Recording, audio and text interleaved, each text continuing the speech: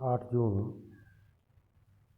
कक्षा द्वादश विषय सामान्य हिंदी। पंत जी का नौका विहार है। नौका विहार के अंतर्गत जो प्रकृति का मानवीकरण किया गया है, ऊपर चित्र देख रहे होंगे। नदी में नाव प्रवाहित हो रही है, नाव बह रही है। बहुत सुंदर दृश्य दिखाई दे रहा है। पंत जी ने भी चांदनी रात के जो उजाले में जब नाव लेकर चले, उसका सुंदर वर्णन इस कविता के माध्यम से किया है।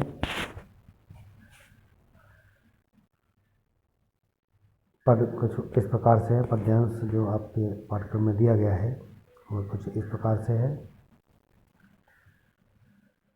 शांति स्निग्ध ज्योत्सना उज्ज्वल, अपलक अनंत नीर भूतल, सैकत सैया पर दुग्ध धवल, तन्नंगी गंगा ग्रीष्म विरल, लेटी है श्रांत क्लांत निश्चल, तापस वाला गंगा निर्मल, ससमुख से दीपित मृदु करतल, लहरें उर पर कोमल कुंतल, गोरे अंगों पर सिहर सिहर, लहराता तार तल सुंदर, चंचल अंचल सा नीलांबर, साड़ी की सिकुड़ सी जिस पर ससकी रेशमी विवाह से भर, सिमटती है वर्तुल मृदुल लहर। शांत स्निग्ध, शांत वातावरण में स्निग्ध चिकनी, ज्योत्सना माने चांदनी, उज्ज्वल माने स्वच्छ, स्वच्छ चांदनी रात्रि का समय है। शांत वातावरण है। स्वच्छ निर्मल चिकनी चांदनी चारों ओर फैली हुई है। चांदनी रात में जो चंद्रकांति है वह चारों ओर फैली हुई है। अपलक अनंत नीरव भूतल, अपलक आकाश टकटकी लगाए, नीरव भूतल, अनंत माने आकाश, अपलक माने टकटकी लगाए एक टक, नीरव माने शांतिपूर्ण ढंग से, भूतल भू माने पृथ्वी, तल माने तल, पृथ्वी तल को देख रहा हो ऐसा प्रतीत हो रहा है उस दृश्य को देखकर। शांत वातावरण में चांदनी रात के उस दृश्य का वर्णन करते हुए पंत जी कहते हैं कि ऐसा दृश्य दिखाई देता है कि मानो आकाश शांत होकर पृथ्वी की ओर टकटकी लगाकर देख रहा हो। सैकत सैया पर दुग्ध भल, तन्नंगी गंगा ग्रीष्म विरल। पहले आप शब्दार्थ देख लें। स्थित स्निग्ध सरल शीतल, ज्योत्सना चांदनी उज्जवल सफेद स्वच्छ, अपलक एक तक, यहाँ तक हो गया। अनंत नीरव शांत ध्वनि भूतल धरातल। सैकत वाले बालू, सैया वाले सेज, सैकत सैया पर दुग्ध धवल। यहाँ पर देखेंगे ये शब्दार्थ दे रहे हैं, शब्दार्थों पर ध्यान देंगे।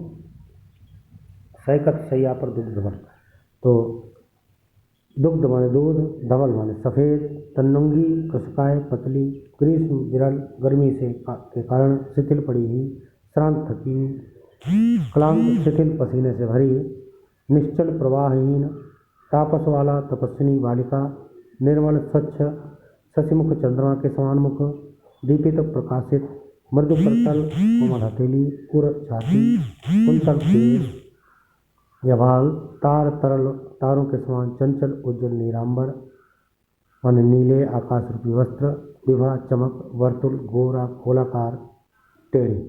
ठीक इस प्रकार से दिया गया है। सैकत सैया पर दुग्ध धवल, तन्नंगी गंगा ग्रीष्म विरल, लेटी है श्रांत क्लांत निश्चल।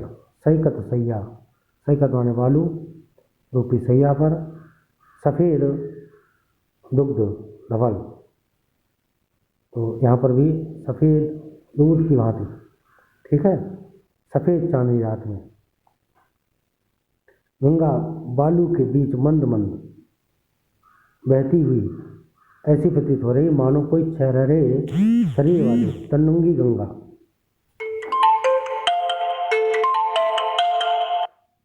ठीक है।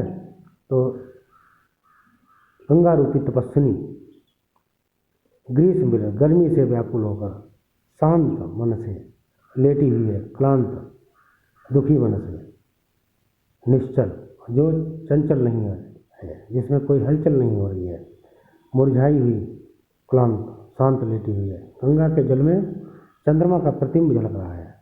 तापस वाला तपस्वी गंगा रूपी तपस्विनी निर्मल शशिमुख से दीपित मृदु कल। निर्मल जल में शशिमुख माने चंद्रमा का जो प्रतिबिंब पड़ रहा है उसको देखकर कवि कल्पना करता है कि उस चंद्रमा को देखकर ऐसा प्रतीत होता है कि मानो वह अपने चंद्रमुख को अपने ही मृदु करतल अपने हाथों में लिए हुए लेटी हुई हो। लहरें उर पर कोमल कुंतल और कुंतल माने बाल केस, और जो लहरें ऊपर लहरें उथल पुथल कर रही हैं, लहरा रही हैं, लहराती हुई लहरों को देखकर ऐसा प्रतीत होता है कि वह उसके हृदय पर उसके जो बाल हैं गंगा रूपी तपस्विनी के वो लहरा रहे हों। गोरे अंगों पर सिहर सिहर लहराता तार तरल सुंदर। आकाश में टिमटिमाते हुए तारे ऐसे प्रतीत होते हैं कि जैसे उसकी गंगा रूपी तपस्विनी की साड़ी में वस्त्रों में सितारे जड़े हुए हों। गोरे अंगों पर सिहर से, गोरे अंगों पर लहराता हुआ जो साड़ी का पल्लू है, वस्त्र है, उसमें नीले आकाश में जो टिमटिमाते तारे हुए हैं वो सितारों के समान प्रतीत हो रहे हैं। साड़ी की सिकुड़न सी जिस पर शशि की रेशमी विवाह से भर। शशि माने चंद्रमा की चांदनी में, चंद्रमा की जो चांदनी प्रकाशित हो रही है, चारों ओर आकाश प्रतिबिंबित हो रहा है, उसके मध्य लहराती हुई लहरें उस गंगा रूपी तपस्विनी की साड़ी की सिलवटों के समान प्रतीत हो रही है। सिमटी है बरतुल मृदुल लहर, सिमटी हुई टेढ़ी बेड़ी और लहराती हुई मधुर लहरें ऐसी प्रतीत हो रही हैं। ठीक ऐसे ही इसमें दिया भी गया है। अब एक बार पढ़ लेंगे।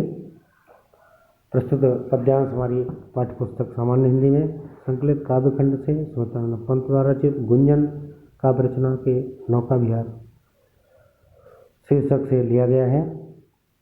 प्रस्तुत पद्यांश में कवि पंत जी ने चांदी रात में किए गए नौका विहार का चित्रण किया है। इसमें कवि ने गंगा की कल्पना नायिका के रूप में की है। कवि कहता है कि चारों ओर शांत तरल एवं उज्जवल चांदनी छिटकी हुई है। आकाश टकटकी बांधे पृथ्वी को देख रहा है। पृथ्वी अत्यधिक शांत एवं शब्द रहित है, अर्थात कहा गया नीरव भूतल, नीरव निवाय नहीं, रवानी ध्वनि, जहाँ कोई ध्वनि नहीं हो रही है। ऐसे मनोहर शांत वातावरण में क्षीण धार वाली, पतली धार वाली गंगा बालू के बीच मंदबंद बहती ऐसी प्रतीत होती है, मानो कोई शरारे दुबले पतले शरीर वाली सुंदर युवती दूध जैसी सफेद सैया पर गर्मी से व्याकुल होकर थकी मुरझाई एवं शांत लेटी हुई हो। गंगा के जल में चंद्रमा का प्रतिबिंब झलक रहा है, जो ऐसा प्रतीत हो रहा है जैसे गंगा रूपी कोई तपस्विनी अपने चंद्रमुख को अपने ही कोमल हाथों पर रखकर लेटी हुई हो।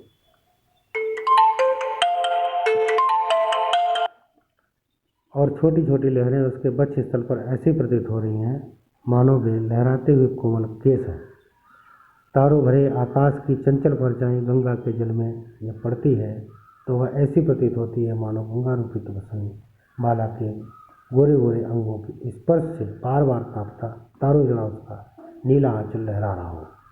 आकाश रूपी नीले आंचल पर चंद्रमा की कोमल चांदनी में प्रकाशित छोटी छोटी कोमल टेढ़ी बलकाती लहरें ऐसी प्रतीत होती हैं मानो लेटने के कारण उसकी रेशमी साड़ी में सिलवटें पड़ रही हों। नीचे प्रश्न दिए गए हैं, प्रश्न के उत्तर आपको लिखने हैं। प्रस्तुत पद्यांश के पाठ और कवि का नाम तो नौका विहार सुमित्रानंद पंत का है। पंत जी ने गंगा की कल्पना किससे की है? तपस्विनी वाला से, तपस्विनी नायिका से। चांदनी में प्रकाशित होने वाली छोटी छोटी टेढ़ी बलखाती हुई लहरें किसके समान प्रतीत हो रही हैं? व्याख्या में दिया गया है। चांदनी रात में प्रकाशित होने वाली छोटी छोटी टेढ़ी बलखाती हुई लहरें उसकी गंगा रूपी तपस्विनी की साड़ी के समान प्रतीत हो रही है, रेशमी साड़ी के समान प्रतीत हो रही है, लहराती हुई साड़ी की सिलवटों के समान। पद्यांश में कौन सा अलंकार है? मानवीकरण अलंकार है। प्रकृति का मानवीकरण किया गया है और रूपक अलंकार है, तापस वाला गंगारूपी तपस्विनी। ठीक, इस प्रकार से यहाँ पर साड़ी की सिकुड़न सी जिस पर अनुप्रास अलंकार है।